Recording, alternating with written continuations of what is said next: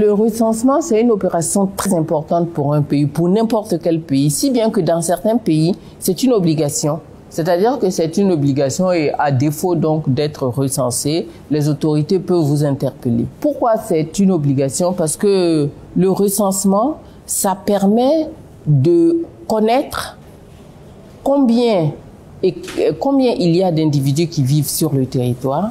Ça permet de connaître les caractéristiques de ces individus et ça aide les autorités à planifier de façon efficace le développement. Bonjour, je suis Nialé Kaba, la ministre du Plan et du Développement de Côte d'Ivoire. Suivez-moi sur Brut.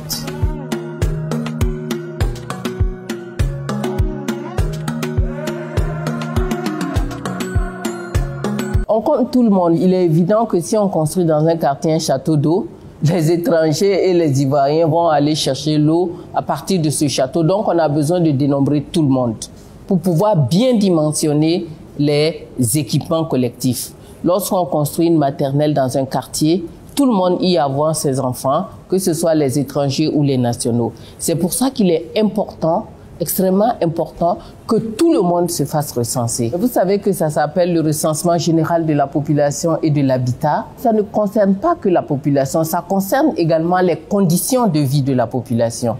Ces conditions de vie, nous les avons déjà commencé à les recueillir en faisant ce qu'on appelle la cartographie censitaire, où nous avons pu établir donc une cartographie avec tous les sites habités, mais également toutes les infrastructures socio-économiques sur tout le territoire national. L'objectif, c'est vraiment cerner les conditions de vie des populations.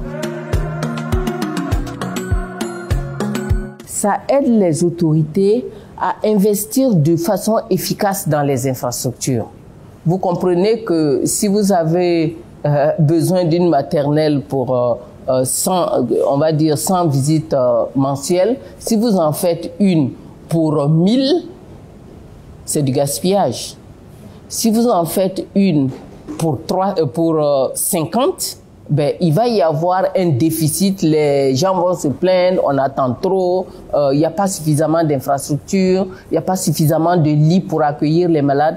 Donc c'est extrêmement important pour que les investissements que les gens font soient des investissements efficaces.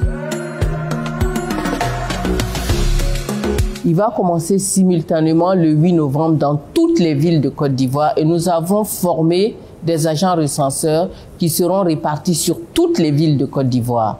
Dans les premiers jours, les agents vont faire ce que nous qui avons un certain âge, nous avons vu. Chaque agent recenseur va chercher à délimiter son territoire de recensement. Nous en avons 38 000 parce que nous avons 28 000 qui vont faire le recensement parce que nous avons découpé le territoire en îlots d'à peu près 1000 personnes à recenser. Donc chacun va essayer de délimiter sa zone de recensement, ils appellent ça sa zone de dénombrement, et ensuite ils vont mettre des numéros sur les ménages pour pouvoir donc s'assurer à la fin qu'ils ont pu dénombrer tout le monde. Et après cette phase qui ne peut pas excéder 3 jours, ils vont commencer à passer dans chacun des ménages pour pouvoir faire le dénombrement. C'est gratuit, c'est complètement gratuit. La population, tout ce que nous leur demandons, c'est d'ouvrir leurs portes aux agents recenseurs pour que les agents recenseurs puissent recueillir les informations, soit sur des tablettes ou du support papier lorsqu'on a des problèmes de connectivité ou des problèmes de rechargement de nos batteries.